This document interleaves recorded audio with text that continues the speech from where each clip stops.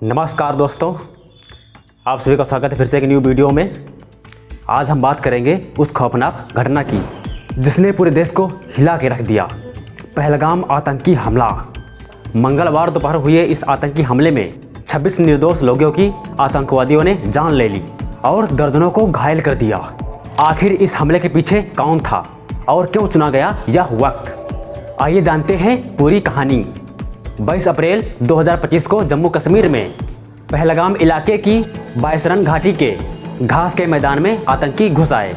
इन आतंकियों ने खाने पीने की दुकान के आसपास घूम रहे टट्टू की सवारी कर रहे पर्यटकों पर ताबड़तोड़ गोलीबारी शुरू कर दी।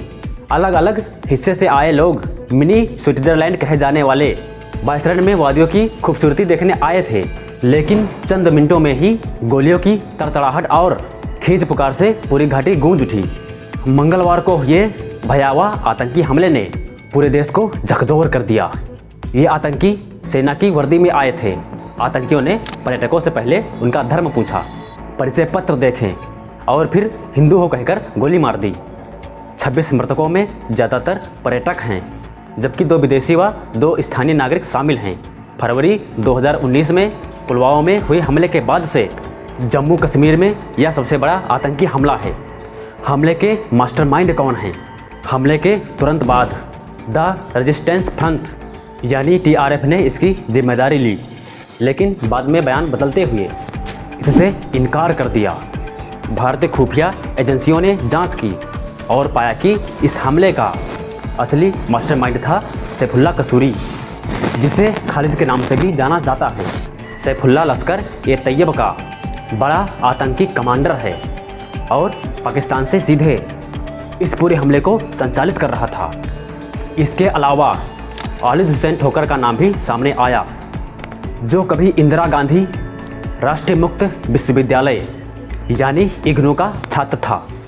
अब वह पूरी तरह से आतंक की राह पर चल पड़ा था और इस हमले की साजिश में अहम भूमिका निभा रहा था। आतंकी पहलगाम कैसे पहुँचे? कहा जा रहा है कि घटना स्थल पर आतंकी देवदार के घने जंगल के रास्ते से आए थे। यह माना जा रहा है कि आतंकी किश्तवाड़ के रास्ते से आए और फिर कोकरनाग के जरिए दक्षिण कश्मीर के बायसरन पहुँचे। कुछ लोगों ने आतंकियों की संख्या 5 बताई है। अब सवाल ये उठता है कि आतंकियों ने इस समय को क्यों चुना? दरअसल जब यह हमला हुआ तब भारत सरकार कश्मीर में पर्यटन को बढ़ावा देने के लिए बड़े आयोजन कर रही थी। प्रधानमंत्री नरेंद्र मोदी खुद एक नए रेल प्रोजेक्ट का उद्घाटन करने वाले थे। साथ ही अमेरिका के उपराष्ट्रपति JD वेंस भी भारत दौरे पर थे। ऐसे में आतंकियों का मकसद था कि इस हमले से दुनिया का ध्यान आकर्षित किया जाए और भारत की छवि को नुकसान पहुंचाया जाए। हमले के बाद जम्मू कश्मीर पुलिस और NI ने ताबड़तोड़ कार्रवाई शुरू की। 3 आतंकियों के स्केच जारी किए गए। आसिफ फौजी उर्फ अबू मूसा, सुलेमान शाह उर्फ यूनुस और अबू तल्लाह उर्फ आसिफ। इनमें से 2 पाकिस्तानी नागरिक हैं। हर एक पर 20 लाख रुपए का इनाम घोषित किया गया है। कुल मिलाकर 60 लाख का इनाम उन पर रखा गया है। ये लड़के हमले के दौरान अपने सिर पर कैमरा लगाए हुए थे और गोली चलाते हुए सेल्फी भी ले रहे थे। चश्मदीदों के मुताबिक आतंकियों ने लोगों से कलमा पढ़ने को कहा। जो लोग नहीं पढ़ पाए उन्हें बेरहमी से गोली मार दी गई। भारत सरकार ने हमले के बाद पाकिस्तान के खिलाफ कड़े कदम उठाए। सिंध जल संधि को निलंबित किया गया, सीमाओं पर सख्ती बढ़ा दी गई और पाकिस्तान के साथ सभी कूटनीतिक बातचीत रोक दी गई। अंतर्राष्ट्रीय स्तर पर भी भारत को समर्थन मिला। अमेरिका, ब्रिटेन, फ्रांस और यहाँ तक कि चीन ने भी इस हमले की निंदा की और भारत के साथ एकजुटता जताई। तो दोस्तों, यह थी पहलगाम आतंकी हमले की पूरी कहानी।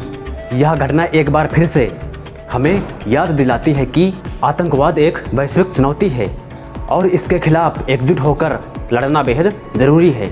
अगर आपको यह वीडियो जानकारीपूर्ण लगी हो तो लाइक करें, शेयर करें और चैनल को सब्सक्राइब करना ना भूलें।